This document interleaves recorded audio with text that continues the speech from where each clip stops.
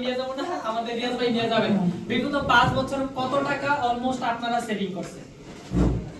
একটা রিয়েলিটি যেটা সেটা বলেন।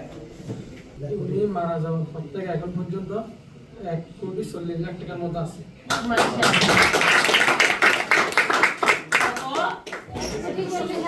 কত? বুঝি না।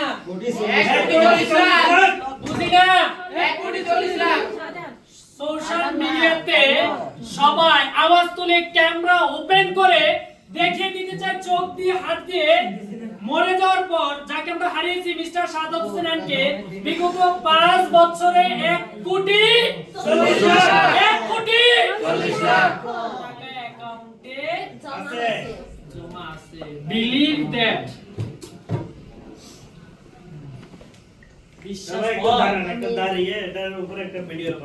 বিশ্বাস হয়।